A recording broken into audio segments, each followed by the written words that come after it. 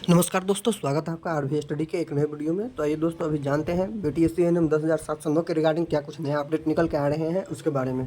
ठीक है दोस्तों, वीडियो शुरू करने से पहले जितने भी मेरे एएनएम के व्यूअर हैं और एएनएम के ब्रदर सिस्टर है, प्लीज़ जरूर चैनल को आप सब्सक्राइब कर लीजिए। और मेरे जितने भी न्यू व्यूअर हैं, प्लीज़ प्लीज़ प्लीज़ चैनल को जरूर आप सब्सक्राइब करें, चैनल को सब्सक्राइब करें। इसके रिगार्डिंग अगर कोई भी अपडेट निकल के आती है बीटीएससी एएनएम 10,709 के रिगार्डिंग, या स्वास्थ्य विभाग में कोई भी ऐसी वैकेंसियाँ आती है, इसके रिगार्डिंग आप लोगों को जो है हर एक चीज़ जानकारी जो है इस चैनल के माध्यम से और वीडियो के माध्यम से आप लोगों को देने का काम करते हैं। ठीक है, तो इसीलिए ज़रूर चैनल को आप सब्सक्राइब करके रखिए फ्री। फिर से अब वीडियो स्टार्ट करते हैं। ठीक है, तो चलिए समय न गंवाते हुए वीडियो शुरू करते हैं। अब देखिए दोस्तों, अभी जो है कुछ नया अपडेट निकल के आया है। मैंने आपको सुबह वाली वीडियो में जो है अपडेट ये करा था कि अभी जो है आप लोग जितने भी एएनएम सिस्टर हैं वो आप बिल्कुल भी तैयार हो जाइए, बिल्कुल तैयार रहिए। क्योंकि जो अभी काउंसलिंग की प्रक्रिया है, जैसे ही सुप्रीम कोर्ट में आपको बताए थे मैं सुबह वाले वीडियो में कि जैसे ही सुप्रीम कोर्ट में जो अभी है, सुप्रीम कोर्ट में अभी आपका जो है केस का टाइम जो है बढ़ गया है। ठीक है, सुप्रीम कोर्ट में केस का टाइम आपका जो है अब बढ़ गया है, तो आपको अभी यहाँ पर टाइम मिल गया है। अब यहाँ पर टाइम मिल गया है तो इसमें देखिए बहुत सारे महीने निकल के आते हैं टाइम मिलने के।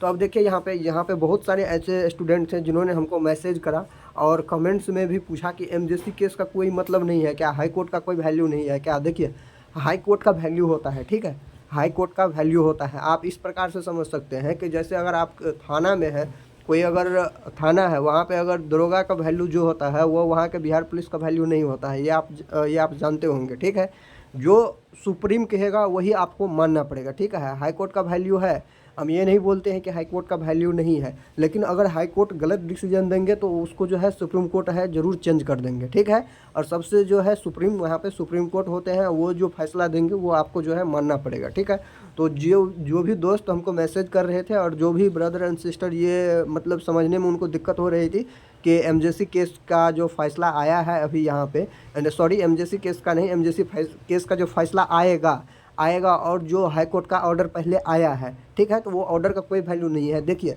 अगर सुप्रीम कोर्ट के नज़र में वो ऑर्डर अगर सही होगा, ठीक है, नियम के मुताबिक होगा, तो वो तो मान्य होगा, उसको कोई नहीं बदल सकता है तब। ठीक है, तब वो सही है। लेकिन अगर सुप्रीम कोर्ट के नज़र में वो ऑर्डर अगर गलत होंगे तो आप जो है आप कुछ भी नहीं कर सकते हैं, फिर वो गलत ही हो जाएगा। ठीक है, तो आपको मानना पड़ेगा। तो वही यहाँ पे एमजेसी केस है। एमजेसी केस का मतलब ही यहाँ पे इसीलिए ये दायर किया गया था कि जैसे ही इस केस का सुनवाई होगा, ठीक है, तो वहाँ पे जो है हाई कोर्ट ऑर्डर पास करेंगे। ऑर्डर पास करके जो है सरकार से पूछेंगे सवाल कि मैंने जो आपको ऑर्डर दिया था काउंसलिंग के रिगार्डिंग, उस पर आप अभी तक जो है उसका अनुपालन क्यों नहीं किया, उस पर अभी तक कार्य स्टार्ट क्यों नहीं किया, ये जो है पूछा जाएगा।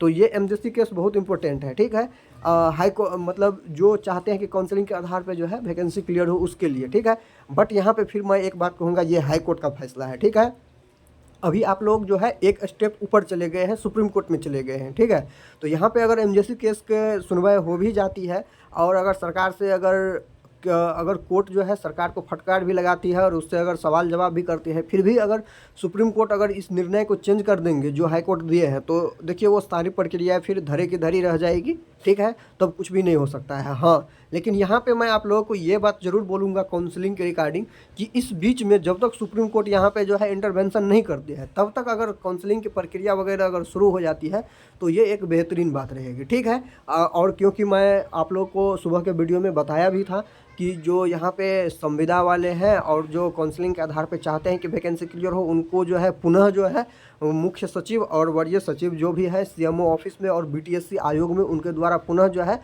उसको बुलाया गया था, उनसे वार्तालाप की गई है। और मैंने आपको बताया था कि उनके रिगार्डिंग क्या कुछ बात हुई है, ये अभी पब्लिक नहीं हुई है।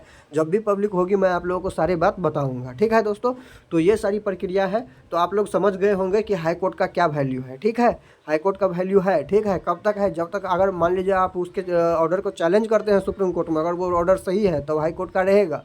लेकिन अगर मान लीजिए कि कोई चैलेंज करता है और वो अगर गलत माना जाएगा सुप्रीम कोर्ट के नज़रों में, तो वो गलत हो जाएगा। ठीक है, अब देखिए सुप्रीम कोर्ट का सुनवाई की बात रही यहाँ पे, तो सुप्रीम कोर्ट का सुनवाई का बात जहाँ तक है, अभी यहाँ पे तो डेट एक्सटेंड हो गया है। अब कितना टाइम लगेगा ये तो जो आने वाला टाइम में ही पता चलेगा। एक बात यहाँ पे है, लेकिन आप देखिएगा कि जितना जल्दी हाई कोर्ट में आपको हेयरिंग के लिए डेट मिलता था, सुप्रीम कोर्ट में उतना जल्दी नहीं मिल पाता है। जनरली उतना नहीं मैं बोल रहा हूँ जनरली, जनरली उतना जल्दी जो है वो नहीं मिल पाता है वहाँ पे हेयरिंग डेट, ठीक है।